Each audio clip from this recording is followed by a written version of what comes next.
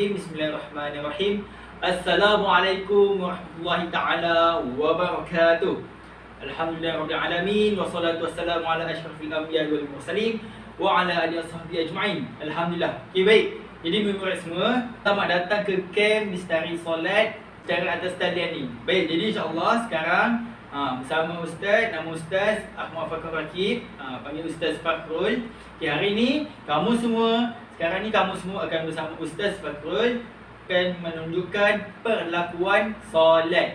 Jadi bersama Ustaz Fakhrul sekarang ini ada sahabat Ustaz iaitu Ustaz Rafi. Okay, baik. Jadi Ustaz akan tunjukkan Ustaz akan menerangkan perlakuan solat bersama sahabat Ustaz akan melaksanakan mali solat tersebut. Okay, baik. Jadi insya-Allah sama-sama kita lihat. Untuk kita solat dengan cara yang betul, dengan kaedah yang betul, ada beberapa perkara yang kita perlu lakukan. Okay, baik. Jadi yang pertama, sebelum solat kita kena pastikan kita kena berdiri tegak. Berdiri tegak. Lepas tu dada ni menghadap ke kiblat dan sebagainya. Dada menghadap ke kiblat. Okay, baik. Jadi sekarang ni posisi Ustaz Rafi menghadap ke kiblat. Okey. Kemudian yang pertama berdiri tegak. Rukun yang pertama ialah berdiri tegak. Okey, baik. Jadi perlunya berdiri tegak, qiyam, menghadap ke kiblat. Okey, baik. Itu rukun yang pertama, berdiri tegak.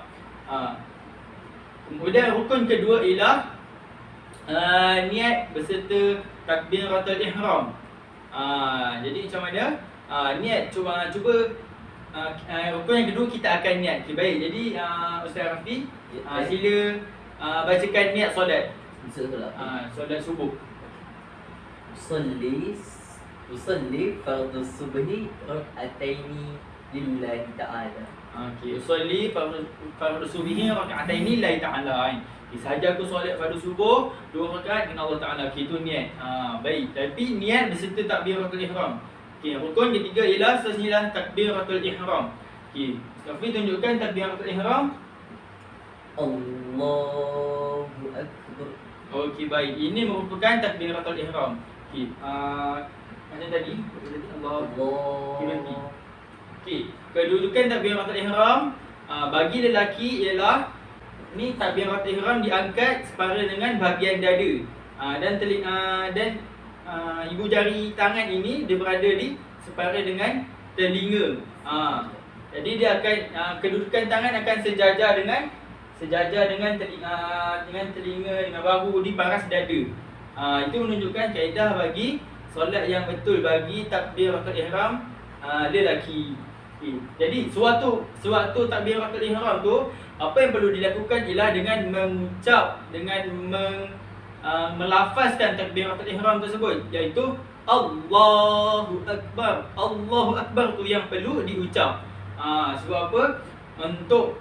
Sebab kalau tidak diucapkan takbiratul ihram, maka solat itu tidak akan dikira sah. Okey, jadi kedudukannya di sini. Okey, Allahu Akbar.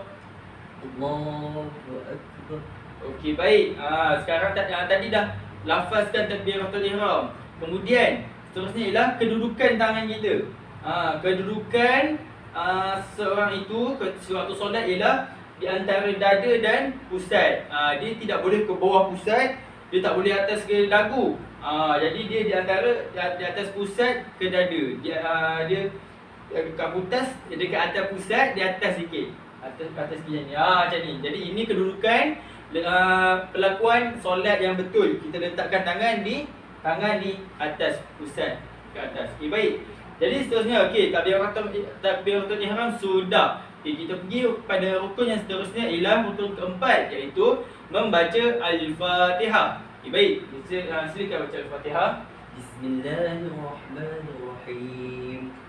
الحمد لله رب العالمين الرحمن الرحيم مالك يوم الدين إياك نعبد وإياك نستعين اهدنا الصراط المستقيم صراط الذين أنعمت عليهم غير المغضوب عليهم ولا الضالين. Amin. Baik. Jadi Al-Fatihah pun sudah dibaca. Al-Fatihah tu dibaca, dia perlu dilafazkan. Kalau dibaca dalam hati maka solat itu tidak sah, sebab membaca Al-Fatihah merupakan rukun kauli, rukun yang perlu disebut. Baik, alhamdulillah. Baik, jadi kita pergi kepada rukun yang seterusnya. Selepas kita membaca Al-Fatihah, kita disunatkan untuk membaca surah, apa-apa saja surah yang terdapat di dalam Al-Quran. Jadi kita akan bacakan surah apa-apalah, surah Al-Rid, surah Al-Ikhlas, surah Al-Alaq dan sebagainya, surah yang kita sudah hafaz. Itu merupakan sunat. Baik, jadi kita pergi kepada rukun yang seterusnya. Perbuatan yang seterusnya ialah kita rukuk ketika selepas membacakan selepas membacakan surah sunat. Jadi kita akan tengok kedudukan rukuk yang sempurna. Baik. Baik, jadi sekarang ni kita akan lihat kedudukan rukuk yang betul, yang baik. Di mana? Pertama sekali, apabila rukuk ni kita akan lihat, kalau boleh semampunya dapatkan 90 darjah. Nampak kalau kat sini lurus sahaja kan. Jadi inilah merupakan rukuk yang bagus, yang baik. Sebab kedudukan badan berada dalam keadaan yang lurus. Kemudian kepala perlu lurus, dan arah mata tu sebaiknya kita memandang kepada ibu jari kaki. Itu sunatnya. Mata kita pandang ke ibu jari kaki, pandang di bawah. Baik, itu yang kedua. Yang ketiga, suatu rukuk, kita perlu pastikan kedua tangan kita diletakkan di atas lutut, kedua buah lutut. Kita boleh tengok bawah. Diletakkan di lutut, di bawah di lutut. Sebab apa? Supaya untuk memastikan kedudukan rukuk berada dalam keadaan yang stabil dan bagus. Dan yang last sekali, pastikan kita berdiri dalam keadaan yang baik, dan lakukan kedudukan perlakuan rukuk ini dengan sebaiknya. Baik, jadi inilah merupakan kedudukan rukuk yang sempurna, insya-Allah. Baik, jadi kita pergi kepada perlakuan seterusnya. Baik. Itu merupakan kedudukan suatu rukuk. Seterusnya, selepas rukuk kita akan pergi kepada perlakuan solat rukun seterusnya, iaitu i'tidal. I'tidal. Sami'allahu liman hamidah. Baik. Jadi i'tidal tu, suatu i'tidal ada beberapa perkara sunat yang kita perlu lakukan, iaitu suatu i'tidal kita mengangkat takbir dan kita letakkan tangan di sisi kembali. Itu merupakan perkara sunat ketika i'tidal. I'tidal tu bermaksud selepas rukuk bangun, itulah dia i'tidal secara tertib, secara tumakninah. Baik, jadi itu merupakan i'tidal. Seterusnya, rukun yang seterusnya ialah sujud. Baik, kita lihat cara sujud yang betul. Allahu Akbar. Alhamdulillah. Baik. Jadi ini merupakan perlakuan sujud yang betul. Di mana baik. Jadi sekarang ini merupakan kedudukan sujud yang betul. Di mana sewaktu sujud ada 7 perkara yang perlu murid-murid semua pastikan. Iaitu sewaktu sujud kita perlu pastikan, yang pertama adalah dahi. Dahi perlu menyentuh ke atas tempat sujud. Kemudian ialah kedua tapak tangan. Kedua tapak tangan sila tengok di kedudukan perlu diletakkan di kawasan sujud. Kemudian apa lagi? lutut. Lutut perlu diletakkan sepanjang sujud. Dan last sekali ialah kedudukan kaki. Kaki dia perlu diletakkan di tempat sujud. 7 kedudukan. Okey, baik. Jadi sekarang kita akan lihat 7 perkara yang perlu kita pastikan sewaktu sujud. Macam tadi Ustaz cakap, dahi, kedua tapak tangan, lutut dan kaki belakang. Okey, baik. Jadi untuk dahi tak ada masalah, boleh letak atas dahi. Untuk tangan pastikan kalau lelaki dia perlu kipakkan tangan dia. Dia perlu macam bukakan tangan dia sikit. Itu merupakan kaedah lelaki. Kemudian tapak tangan untuk lelaki dia dan diletakkan paras bahu. Jangan bukan macam kat sini. Bukan di sini. Tapi sejajar dengan bahu sewaktu sujud. Okey, baik. Jadi kat sini kita boleh tengok kedudukan dah separas dengan bahu. Kita tengok kepada kaki pula. Kalau kaki kita tengok kakinya lurus, itu merupakan pelakuan solat yang baik. Kaki itu lurus, badan tu lurus. Dan last sekali ialah kaki. Kaki itu kalau kita lihat, pastikan bahagian kaki itu dia kalau boleh, kalau mampu tegakkan.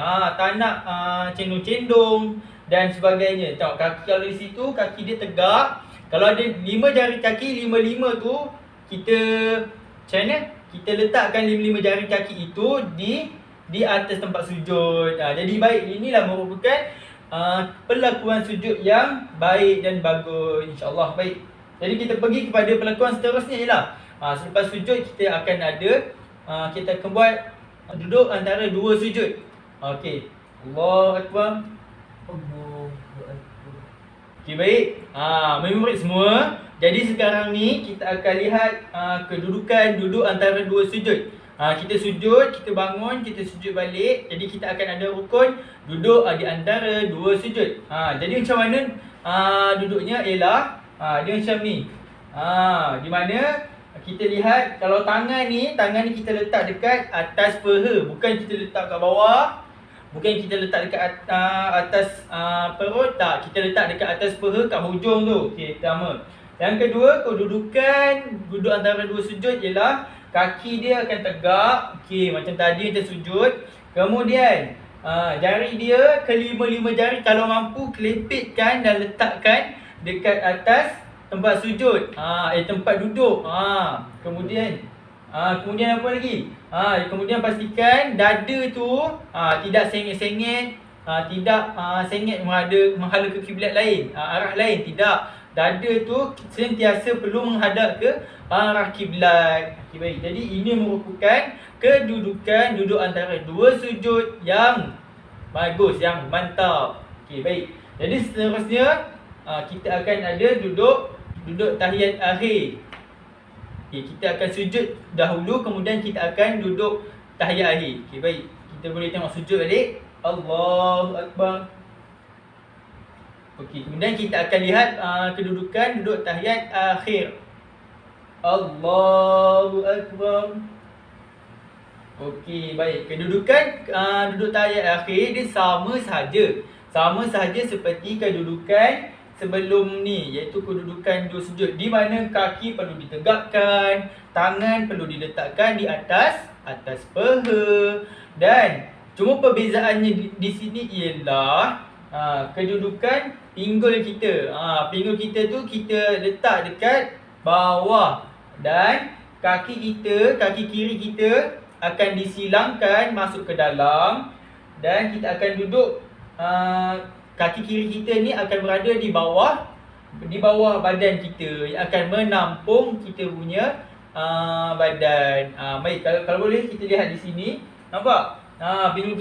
Pinggul orang yang solat tu dia akan berada di bawah. Okey, baik. Jadi ini merupakan duduk tahiyat akhir. Baik. Jadi seterusnya kita pergi kepada rukun yang seterusnya ialah membaca tahiyat akhir, membaca selawat.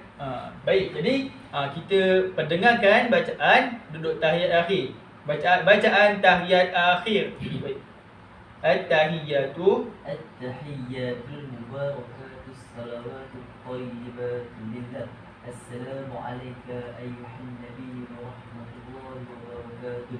السلام علينا وعلى عباد الله الصالحين أشهد أن لا إله إلا الله وأشهد أن محمدا رسول الله اللهم صل على محمد وعلى آل محمد كما صليت على إبراهيم وعلى آل إبراهيم وبارك على محمد وعلى آل محمد كما باركت على إبراهيم وعلى آل إبراهيم في العالمين إنك حميد مجيد. Fil alamin innaka Hamidum Majid. Baik, jadi itu merupakan bacaan tahiyat akhir. Okey, baik. Jadi dalam bacaan tahiyat akhir itu kita ada juga membaca salawat. Dia merupakan rukun yang ke-12. Okey, baik. Jadi merupakan rukun yang ke-11. Okey, baik. Jadi seterusnya ialah selepas baca tahiyat akhir, baca salawat, jadi kita akan memberi salam. Okey, salam yang pertama adalah memalingkan ke kanan, dan salam yang kedua ialah memalingkan wajah ke kiri. Okey, baik, kita tengok macam mana bagi salam dia. Assalamualaikum warahmatullahi. Assalamualaikum warahmatullahi. Okey, baik, salam itu merupakan qauli, iaitu pelakuan yang perlu dilafazkan, diucapkan. Baik, jadi apabila seseorang itu tidak melafazkan perkataan salam, maka solat dia itu dikira tidak lengkap akan rukun dia. Sebab apa? Sebab rukun solat bagi salam ialah perlu diucap, perlu dilafazkan. Baik, jadi dia akan lafazkan, memalingkan wajah ke kiri. Assalamualaikum warahmatullahi. Macam tu. Okey, dan kemudian salam yang kedua. Assalamualaikum warahmatullahi. Okay, baik, jadi alhamdulillah selesai solat, perlakuan solat secara tertib, secara tumaninah, dan mengikut dia punya tata tertib yang daripada satu rukun pertama sampai rukun yang terakhir. Baik, jadi alhamdulillah inilah merupakan perlakuan salat secara betul, secara mantap, yang perlu kamu semua, yang perlu murid-murid semua ambil maklum dan cakna akan perbuatan solat ini. Andai kata kalau solat itu tidak cantik, perbuatannya tidak cantik, maka kualiti solat itu juga kuranglah baik. Jadi andai kalau kita perbaiki perlakuan solat, maka insya-Allah kualiti kehidupan kita akan turut juga berada dalam keadaan baik, sebab kita menjaga solat itu dengan baik. Jadi insya-Allah sampai di sini sahaja apa yang Ustaz Fakrul dan Ustaz Rafi ingin tunjukkan, ingin sampaikan kepada kamu semua, bagaimana kaedah perlakuan solat yang bagus, yang terbaik. Jadi insya-Allah sampai di sini saja. Sekian, wabillahi taufiq wa hidayah. Wassalamualaikum warahmatullahi taala wabarakatuh. Assalamualaikum semua. Hari ini kita akan belajar tentang solat berjemaah. Solat berjemaah. Apa itu solat berjemaah? Mari sama-sama kita lihat apakah pengertian solat berjemaah. Pengertian solat berjemaah. Solat berjemaah ialah solat yang dilakukan lebih daripada seorang atau secara beramai-ramai dengan diketuai oleh seorang imam. Bagaimana pula dengan lafaz niat solat berjemaah? Mari sama-sama kita lihat bagaimanakah niat solat berjemaah. Lafaz niat solat berjemaah terbahagi kepada dua keadaan, iaitu keadaan yang pertama adalah sebagai seorang imam dan keadaan yang kedua adalah sebagai seorang makmum. Mari kita lihat contoh lafaz niat sebagai imam bagi solat fardu subuh. Mari sama-sama kita bacakan lafaz niat sebagai imam bagi solat fardu subuh.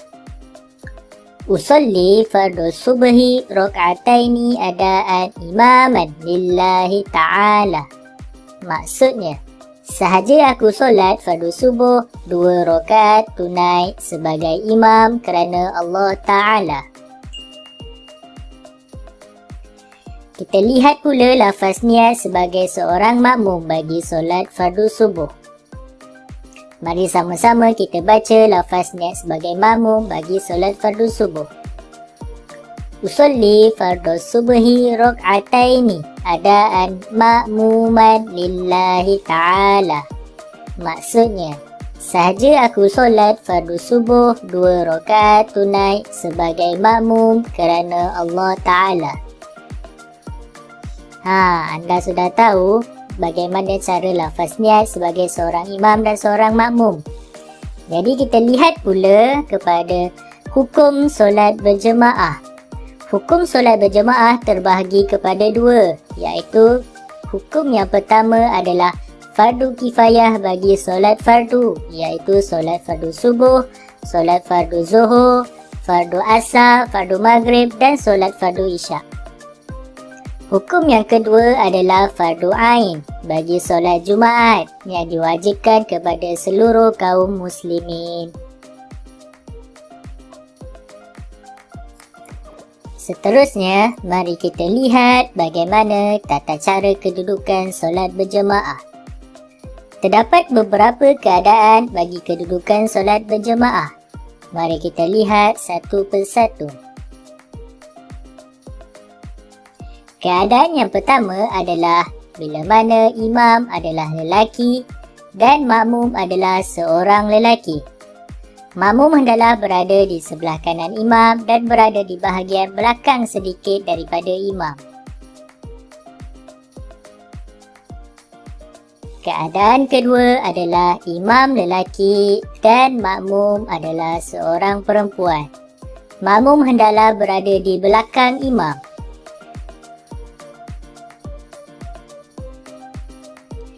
Keadaan yang ketiga adalah imam perempuan dan makmum semua perempuan. Imam hendaklah berada di hadapan dan makmum berada sedikit sahaja di belakang imam.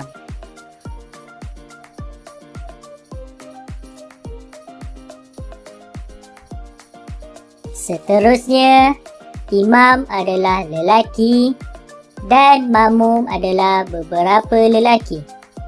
Imam berada di hadapan dan makmum hendaklah berada di belakang imam. Seterusnya, keadaan kelima. Keadaan kelima adalah bila mana seorang imam adalah lelaki dan makmum adalah beberapa lelaki dan beberapa perempuan. Kedudukan imam hendaklah berada di hadapan, kemudian diikuti oleh jemaah lelaki. Dan jemaah perempuan berada di belakang jemaah lelaki. Kedudukan yang terakhir ialah bila mana imam adalah seorang lelaki dan makmum adalah lelaki dewasa, kanak-kanak lelaki dan perempuan dewasa. Kedudukan imam hendaklah berada di hadapan, kemudian diikuti dengan jemaah lelaki dewasa. Kanak-kanak lelaki hendaklah berada di belakang jemaah lelaki dewasa. Dan saf perempuan dewasa hendaklah berada di belakang kanak-kanak lelaki. Itu sahaja pembelajaran kita pada hari ini. Sekian, terima kasih. Selamat beramal.